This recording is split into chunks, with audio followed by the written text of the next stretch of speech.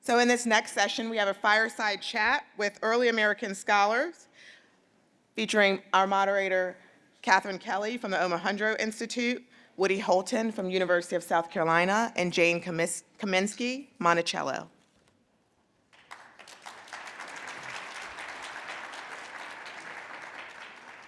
Thank you all. It's an honor to be here.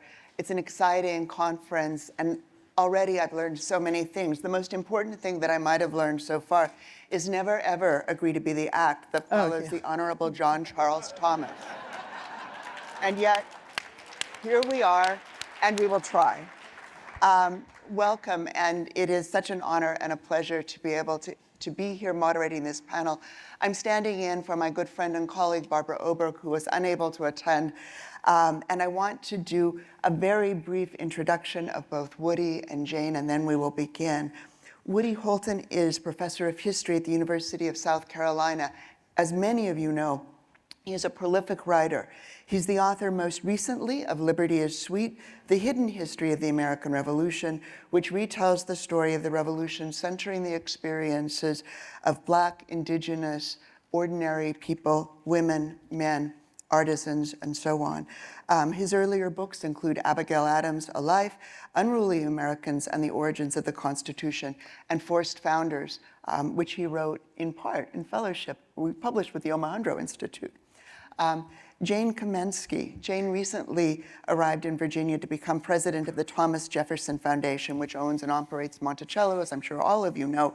Before that, she was professor of history at Harvard, and she directed the Schlesinger Library at the Harvard Radcliffe Institute.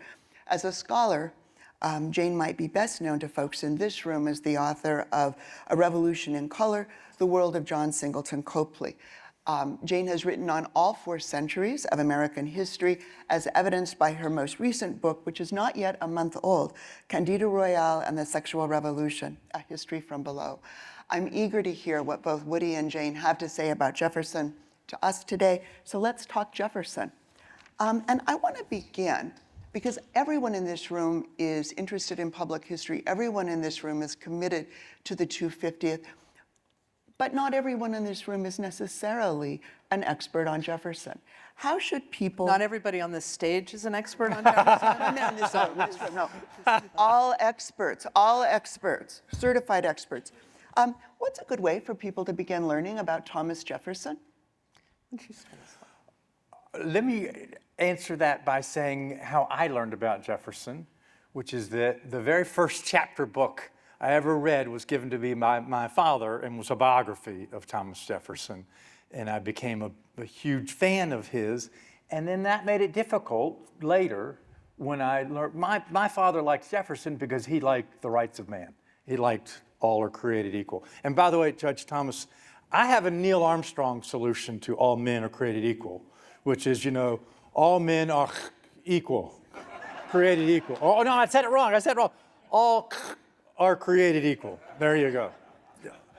And I kind of went through a Santa Claus problem with Jefferson, which was, that mythical Jefferson doesn't really exist. And so my answer to your question about how we should teach Jefferson is that we should teach both sides of Jefferson right from the very beginning.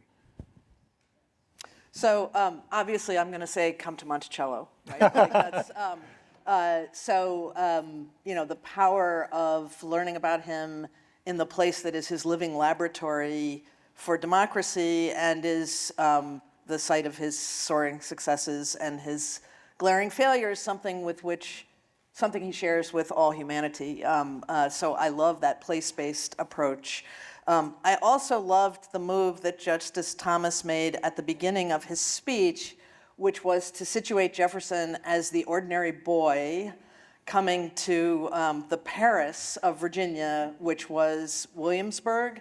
And I think in our approach to all of the founders, recapturing their ordinariness is really important, right? We focus on what's extraordinary about them, and rightfully so. They did extraordinary things, but they did extraordinary things as ordinary people rising to the challenge of extraordinary times in the course of human events. So moments where we can situate him, stepping onto the stage of history from a position of absolute ordinariness, a person of privilege, but like the other founders, not a person of inborn distinction. So I thought that was exactly the right move, start in boyhood. I think, and we can talk about this, Woody and I are both biographers of sorts. I think the power of individual moments to open lives and individual lives to open large fabrics of history is something that we can really lean into for the 250th. So if I think about Jeffersonian moments, obviously 1776, but I think we ought to be leaning hard on 1800 right now, right? On a bloody partisan contest that ends with rueful, wounded partisans thinking about how to knit the whole back together again. We are all Federalists. We are all Republicans in a peaceful transfer of power, as Mr. Smith said last night. That also seems like a Jeffersonian moment that I might lean into and then pull that public audience both back and forward. Do you want to? Well, and I'm just remembering another line from Jefferson's first inaugural that seems relevant today. Not all differences of opinion are differences of principle. And I get tempted to, the people I disagree with say there's something fundamentally wrong with this person. But no, we're pursuing different goals. I will say this is an example of Jefferson's principles diverging from his actions, because my impression is that politics, at least he claimed that politics immiserated him. And yet he couldn't get away from it. And there may be people in this room who have that moth-like attraction to it, but I think the differences between, I'd say even he and John Adams, as they figured out late in their life, were not that great, but how sad that it took them that long to figure it out. So I think, as with all men are created equal, he got the principles right, but he also is an example of how hard it is to make them real in your own life and invite Hamilton over for a drink. So You can tell me whether this is fair. I think I'm a glass half full person and you may be a glass half empty person. And I think in that gap between principles and practice and the slow living out of practice, the imperfection of the perfection of the goal and the imperfection of the journey is something that Jefferson shares with every other person on the face of the earth. A board member at another site said to me that she had dreamed of a bumper sticker that said, Jefferson was not the only hypocrite. And I thought that could work if the bumper sticker was a mirror. Right? Like that at the end of the day, right. What we want to look at in order to take up the charge that Justice Thomas gave us, right, to steer the ship of state. Jill Lepore's These Truths ends also with that poem, right? To steer the ship of state and to guide it by the stars. We need to be honest about the gap between practice and principle. But we also need to believe in the destination. I think the Jefferson-Adams relationship is actually a very hopeful story, right? So it took them a long time. Yeah. They were far apart. We could talk about which we would prefer to have spent an evening with. But they got there, right? Like I think that's a story I really want Monticello to lean into, perhaps in concert with the Adams Presidential Center, right? The nascent effort up in Quincy for 2026 is that you can have profound differences of policy and temperament, and get over them in the end. I'm smiling because I'm imagining a retired President Biden driving a retired President Trump around in his Porsche. And what is it from King Lear about it? And take upon us the mystery of things as if we were God's spies, or grumpy old men, if you'd want to take the half full approach. And I want to stress to you guys that I don't think Jefferson was any more contradictory than I am or anybody is. But that's the point, is that he's such a perfect way to introduce, I would say, kindergartners to the fact that we're all multi-sided and multifaceted.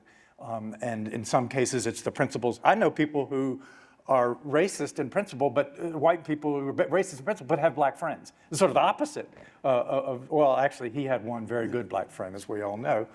And so he's a master of contradictions, but so am I, and so is everybody. And if we all learned that early on, we might not be at each other's throats about the highway bill.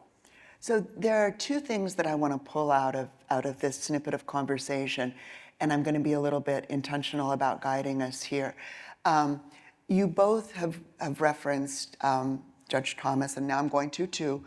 Some of the powerful things that I thought Judge Thomas had to say was earlier, challenging us to think about our children, young people.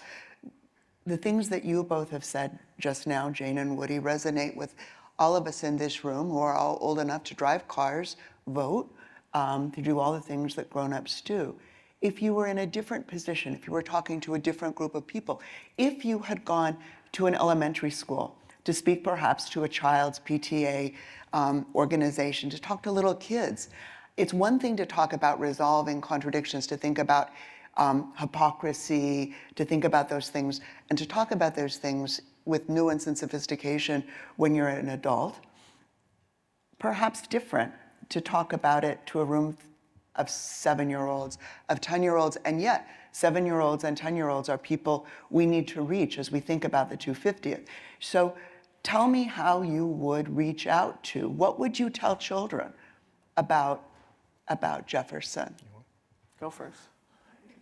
It's a fun question, but I disagree with it, the premise of it. And because I think, if anything, children are easier to talk to because they have not been indoctrinated. And so I get to indoctrinate them. I'm only joking. I forgot we're on tape.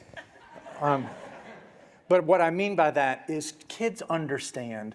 Billy, I'm a 5-year-old in kindergarten. Billy over there, yeah, he's got a runny nose all the time, but he shares his toys. He's complex. He's not my team or the other team. And I think kids are prepared to believe that people are complex, and then we miseducate them by trying to persuade them that some people are perfect and that other people are perfectly evil. So I was serious about, I would love to have kids learn about the founders or participants in the Civil War.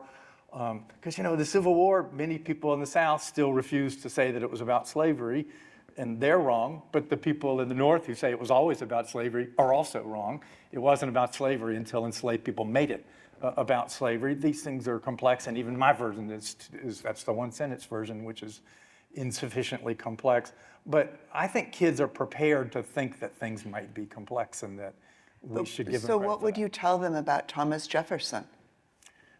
That like all of us, he was imperfect, but he had some ideas that were magnificent.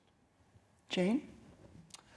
So I've been part for the last 5 years of an effort called Educating for American Democracy, on which I've worked with many of you in this room, that is a NEH DOE funded framework for civics and history education K-12. So we've thought a lot about the question of how you teach the founding in a way that spirals from kindergarten to the 12th grade with a particular aim in mind. So I guess the first answer to the question is, what is the goal, right? And the goal to me is not actually to learn about Jefferson, right? Like, I want these children to learn about the capacity within themselves and the demands upon them to take the reins of this incredibly difficult as well as inspiring form of government, right? It's a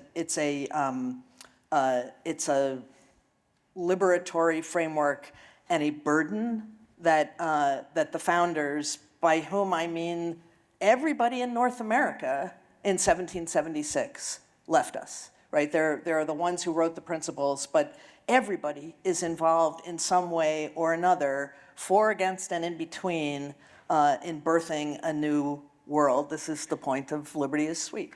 So I guess for those kids, I think principle is really important, right? What does all men are created equal mean to you? Did he mean only men? That's a discussion that a first grade classroom can have. And then what are you going to do with it? So I don't know that I would lean heavily into biography, which I know is an impulse in elementary social studies, so much as in principle. I love the moments in Danielle Allen's Our Declaration where her class of night school students reads the Declaration out loud. I've done it in my Harvard classes, reading the Declaration out loud. I think you could do it in an English language arts class, probably from fifth through eighth, parsing out the words. That's where I would start, is with the text and what we all need to do to make it true. Okay. The other thing that I wanted to pick out of what you had both been talking about earlier has to do with controversies, and differences of opinion, principle differences, political differences, and you both referenced Jefferson and Adams and their differences and their ability to bridge those differences.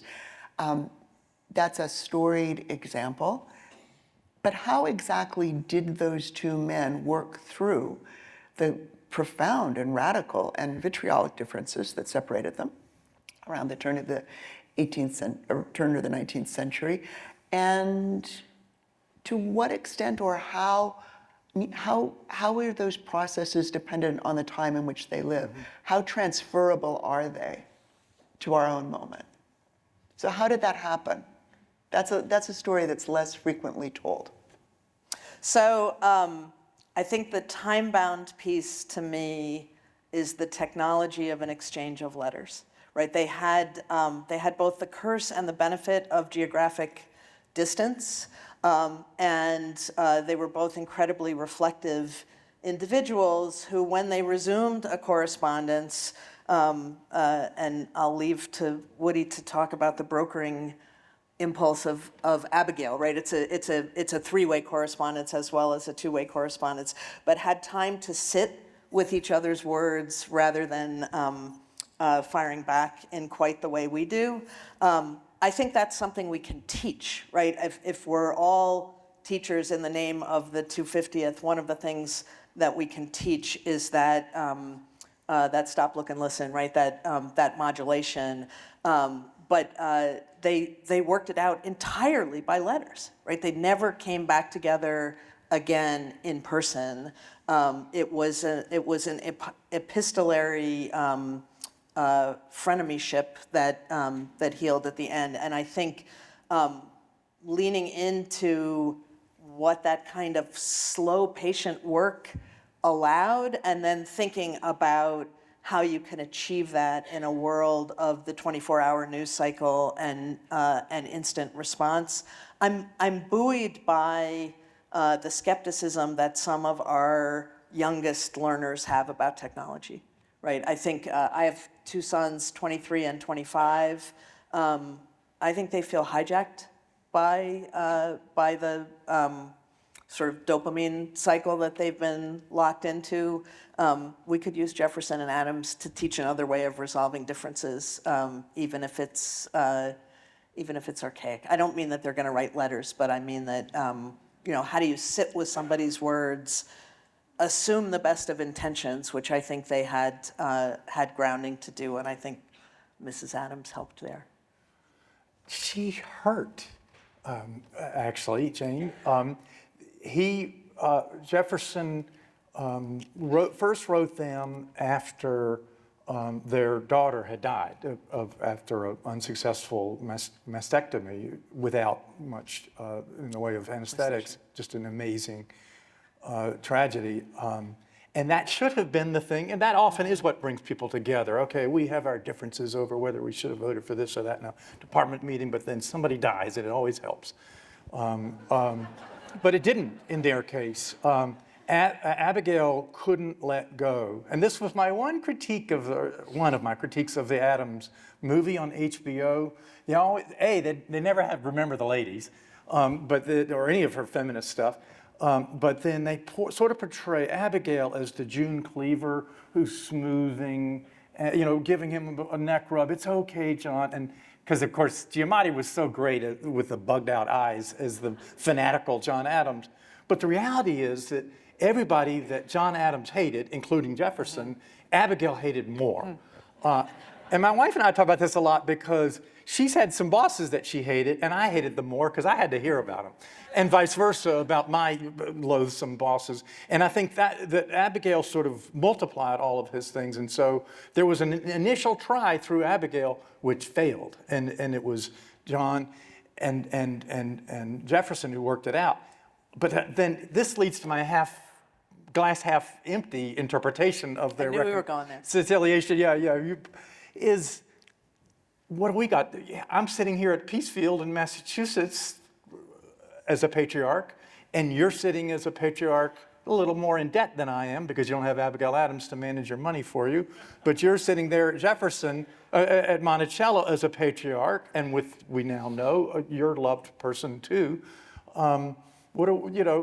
What's not to like? We can be friends again. And this goes to a question of, is the current situation more like the 1850s? There's a lot of people who say we're almost at a civil war. And I think what you guys are doing stands a better chance than anything else happening in America right now at preventing that civil war in lots of ways. The revolution is something we share, but that doesn't mean we're all on the same side. When African Americans are escaping here in Williamsburg from their owners and going to fight on the British side and getting free that way, whose side are you on? I think most of us are on the side of enslaved people. So actually, the 250th could contribute to this coming Civil War, but it doesn't have to if we recognize that there were freedom fighters on not both sides, on all sides, because there were so many sides.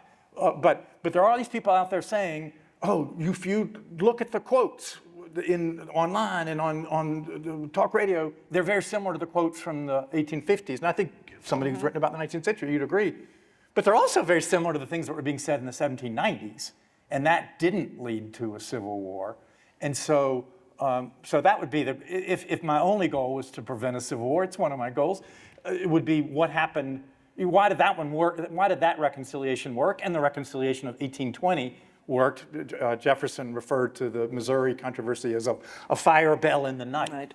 Right. And he thought this was near the end, but they pushed off the end for another 40 years. I think that's a worthy thing to study, but I'm open to the possibility that these are just two patriarchs who could afford to reconcile because they'd won. It seems to me that when we frame the question, even the way that I just framed it, thinking about reconciliation, difference, conflict in terms of Jefferson and Adams, there's a way in which that's deceptive because there was a long and personal relationship between those two men. However, regardless of the extent to which it was epistolary, but I'm also thinking about the garden tour that they did together in England during the war. I mean, they did actually have friends' time on the ground together. Maybe another way to get at this is to think about, to pull John Adams out of the picture and simply to think about the issue of controversy. From 1769, let's go back even before the American Revolution, Thomas Jefferson is newly elected to the House of Burgesses. The House of Burgesses is dismissed by Virginia's royal governor until 1820, when Jefferson comments on the Missouri crisis, the fire bell in the night. His entire career was spent hip deep in controversy. What can those controversies and the way that he handled them teach us about how to manage controversies and divisions and conflicts in our own life? Because when we think about managing controversies and we think about people on the other side of whatever ideological divide we may be speaking of, those people are often not people who we've known for years and years and years, with whom we've had close relationships. They're not people with whom we've gone on garden tours of England.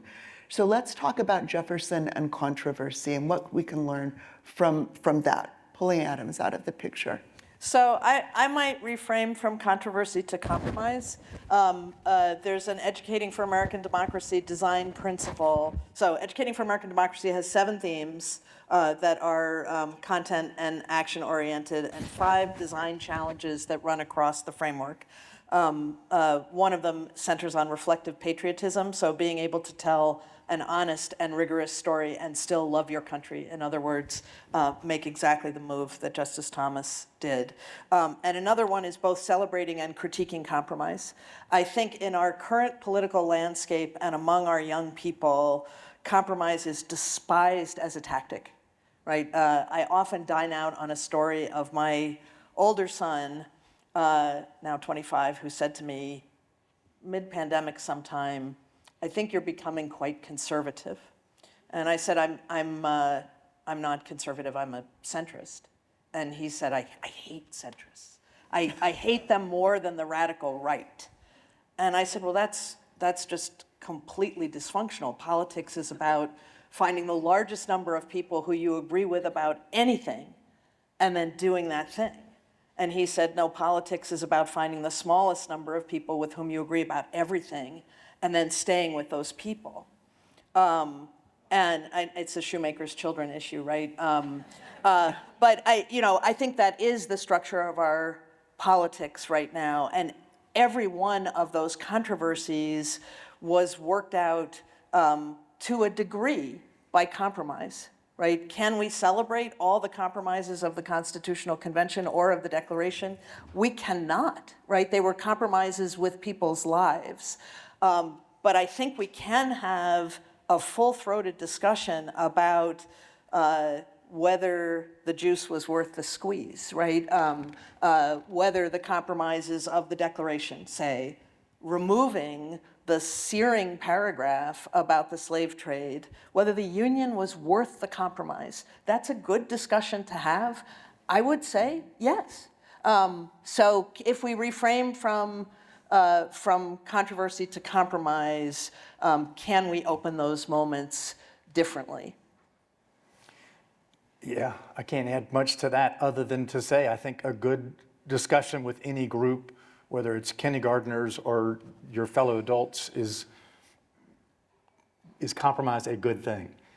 Because I think the worst example of compromise is the Constitution, all the compromises and this is what I'm talking about, that the North came into the Constitution saying, we want Congress to be able to give us a monopoly of trade.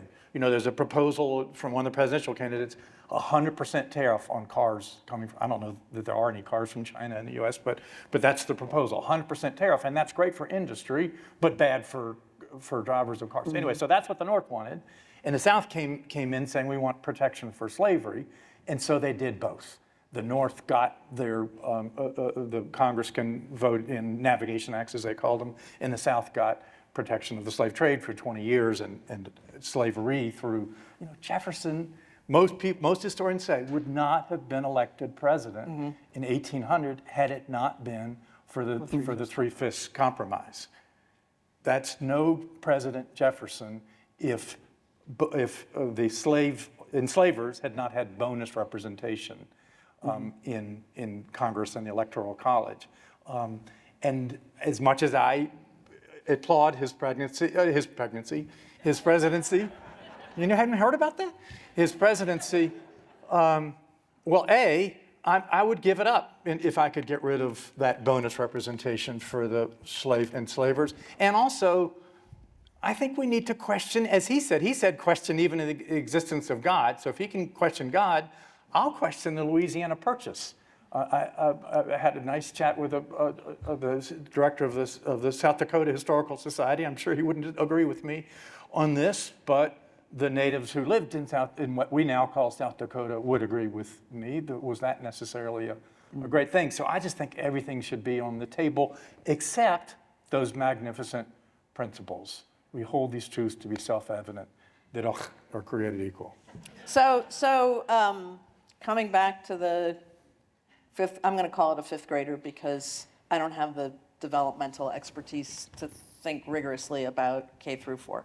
Maybe a fourth grader. That was when the world opened to me, actually. My fourth grade teacher was the best teacher I ever had, but this is a different story. I guess, so I totally agree, everything should be on the table, and we can ask any question, right? The United States is born a question. Inquiry works in social studies because we are a nation of questions, and these questions are unresolved, and if we're gonna have the skills to steer the ship of state, we need to be able to ask questions and sort better answers from worse. I guess the question that I would have us all ask more often in our classrooms, our sites, and our scholarly practices is, do we care about the Union? Right, like we talk a lot about nation now, we don't talk a lot about Union. Civil War scholars talk a lot about it, early Republic scholars tend not to. I hear a lot of my Gen Z kids cohort and students say X should secede, right? I'm from the Pacific Northwest. We have values. We ought to get the heck out of here. Texans have said this for centuries, if not millennia. The Union makes us stronger, right? Like we are, I guess I share the belief that, that we are stronger as a nation of these vibrantly diverse states than we would be without them. So I think we can critique any one of the compromises for its violence. We can ask students to think about, as some of the iCivics and Mount Vernon lessons plans have, what compromise would you have built that could have been an alternate path to union? But the idea that the New Englanders were going to walk in and their sensibilities should have just utterly prevailed, I think is an equal and opposite fallacy. I agree, but why not give up the Navigation Acts? You can still have manufacturing in New England without the monopoly. Yep. And then you get to also abolish slavery sooner. And by the way, the Union, I do think right now, I take the people who are talking about a civil war seriously. I think it's mostly something on the right, and I'm not on the right. I'm confused, so now may be a good time to emphasize the Union. But I also want to take us back to 1787 and 8 when they were pushing strength. You talk about it makes us stronger. Is strength the goal? And because Patrick Henry said something to the effect of, they were talking about, oh, we can make this great American empire. And Patrick Henry said, empire? Don't talk to me about an empire, talk to me about liberty. And you could argue, as my father who fought in World War II would, that sometimes you need an empire to beat the other empire and save liberty. And that should be part of the discussion too. But I wrote a whole book that basically is in favor of the Articles of Confederation. And people go, oh my God, but we wouldn't have had all that strength. Right, the strength to dispossess Native Americans of their land and to put down slave rebellions. And I'm not sure there would have been a civil war if we'd had Articles of Confederation. And then you can come back to me and say, yeah, but we'd still have slavery. And I'm not sure that's true either, because the Ohio River would have been freedom. There wouldn't have been a fugitive slave trade, and enslaved people could have killed slavery by walking away from it, maybe. Who knows? It's all hypothetical, but I just think everything should be on the table. Not the Bill of Rights. That's non-negotiable for me. But the Constitution. Do we need to be a great and powerful empire? Is that what makes us free, or would we be freer if we were? Those things that your son's radical friends are talking about would be less issues if we were more like Europe in being a confederation rather than an empire. I didn't know you were a radical devolutionist. I didn't know I was either. That's kind of where we ended up. But the point is to get them talking about it. Yep. I will tell you my one great disappointment. It's not at the teacher, because she's a great teacher, but my daughter's taking APUSH, AP US History, and it's almost all memorization. And so when I help her study, it's not by giving her my fascinating interpretations or talking about compromise or union or any of that stuff. It's helping her memorize names and dates. And I have a friend who teaches not A-push, and he says sometimes the A-push kids will come into my class for the non-superior students because it's more interesting because we get to have debates and stuff. And where that's the case, where A-push is memorization, we are really screwing up. In my opinion, it should all be discussions like the one we're having right now. So I have a small graveyard in my backyard of books that I started and didn't write. Do you have this like projects that? So at some point I was going to write a book called The Spirit of '78, and the national virtue that I was going to tout in this book was humility. The nation, the nascent nation, the declared but not yet acknowledged nation, at its arguably weakest point, saved by entanglement with European powers who had their own greatness to possess, and with a set of imperfect compromises on the ground. So I think strength and humility are two parts of a national design. I don't know about the Articles of Confederation model as an enduring model. I mean, it's not an enduring model for a country. Except that it won the Revolutionary War. I mean, France won the revolution. That's true.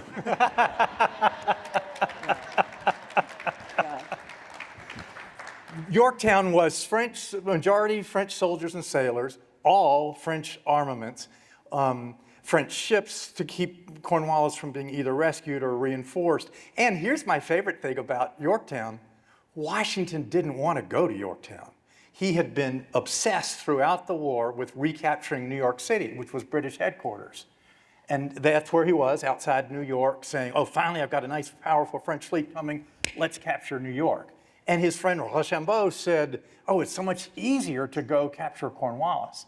And Washington was concerned that his soldiers from up north would mutiny, being sent down to malaria and yellow fever land here in Virginia, a legitimate concern. And so that was one reason to not go, but his other reason was he thought the place to fight the British was in New York.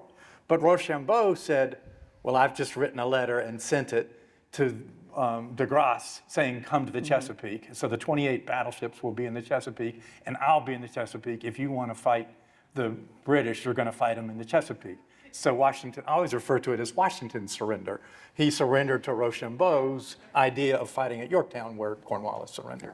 And I meant it in a slightly different way, which is that the entry of the French, and to a degree the Spanish, made the Caribbean, rather than the 13 colonies, the prize in the war. Right. So this was another thing about the spirit of '78, was realizing that the United States was not actually the center of the mind's eye of the world, and was not the center of Britain's mind's eye. You should write that. I'm going to be the half-full guy, and yeah, you got plenty of time.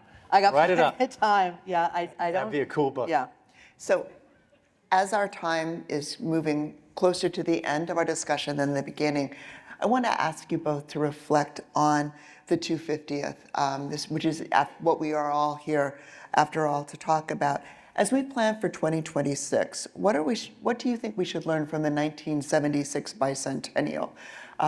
Lots of times that 1976 bicentennial is disparaged. It can get a bad rap, but we can all talk about the ways that it built our field, the way that it shaped museums, the way that it shaped public education.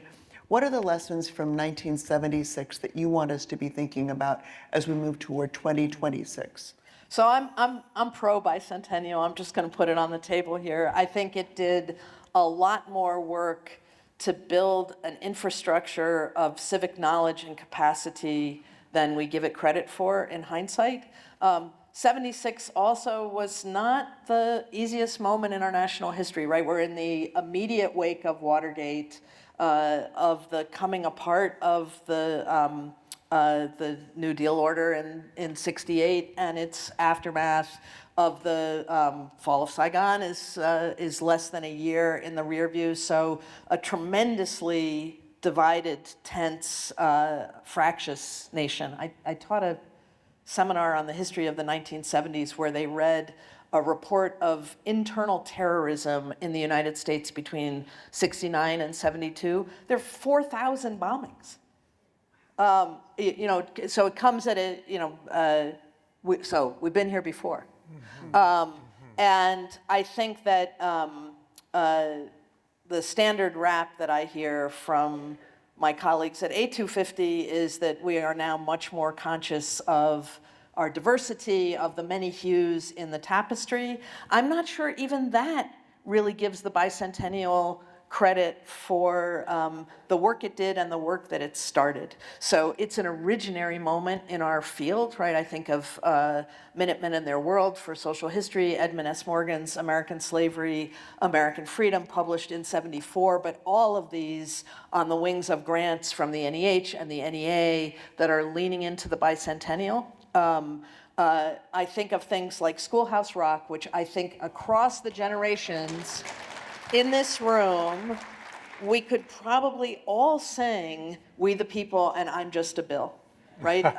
And it's 48 years on. That is not nothing. And of the bicentennial minutes, and I know that PBS and some member stations are thinking about what the 2026 equivalent is, that shared a bite-sized history of our collective peoplehood. So I think the federal appropriation was also, 1,000 times as large in constant dollars. There's a lot to envy about what the bicentennial accomplished and to figure out how to lean into. It too had a very early start. I think Johnson actually impaneled the commission, and then a very sort of long, slow beginning and hasty end. So the fact that it's so late and that we're emerging from pandemic and that there's talk of bloodbath and civil war should not deter us from what this generational moment can be.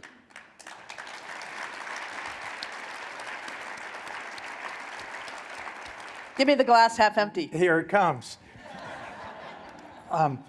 You make a great point about the institutional benefits. And I think it, for instance, gave a real shot in the arm to the papers of Thomas Jefferson, Yep. the papers of George Washington, and so forth, which of course are not just the papers of Jefferson and Washington. You can learn a whole lot about enslaved women from the papers of Washington or Jefferson, and Native Americans and everybody else. And so that's been incredibly helpful for the rest of us, especially now that it's all right there, Googleable for free, founding documents, the founders online. But I don't, and I'm older than you, but I'm not old enough to remember anything other than indoctrination into the old style form of patriotism, where the most patriotic person in town is the car dealer because he's got the biggest flag. And that's not actual patriotism. Patriotism is being willing to serve on a jury, being willing to go to war if you have to make sacrifices for everybody else. And I also think patriotism is what Justice Thomas said it is, which is being willing to look squarely at your family history. And none of that did we get from the bicentennial. And I think you and I are both talking about the bicentennial, and you asked about it, so that what we can do the same, and one thing would be to get as much money as they have, and we agree on that, but things that we need to do differently. And for me, it all comes down to one word, and that is complexity. Jefferson was a complex person. Sally Hemings, or Sarah Hemings, as Annette Gordon-Reed calls her, we know less about her, but she was a complex person. And so if we can just teach a multifaceted or multi-hued tapestry, we will have done something that they didn't succeed in doing. I still want space for the car dealership to fly the flag. Right, like I'm not in the business of judging somebody else's patriotism. That to me is the gift of the United States, right? Patriotism in the United States can reside in the ability to criticize the government virulently. That was what the Revolutionary War in many ways was all about. So I want a big tent for what our patriotism can be, including what Educating for American Democracy calls reflective patriotism, which is fierce scrutiny. Right, the fierce scrutiny that is the foundation of fierce love. I'm still stuck on that image from about the time of the bicentennial of your former town, the African-American student being stabbed by an American flag by whites opposing school integration. And of course, we had people attacked with American flags just 3 years ago as well. And so I'm sure we can agree that bully, fine, if the car dealer's got that much money, good for him. But bully patriotism is the worst. It's the last refuge of the scoundrel. Yeah, and I guess the answer that I want to bully patriotism is for my friends in the center and on the right and on the left to take up the flag. I'll clap for that. Because the principles are magnificent. Patriotism, principles, biography, complexity, large stories. Thank you so much, Jane and Woody. Our time is now to an end, and I look forward to continuing this conversation and other conversations over the next few days. Thank you so much. That was fun. Great fun.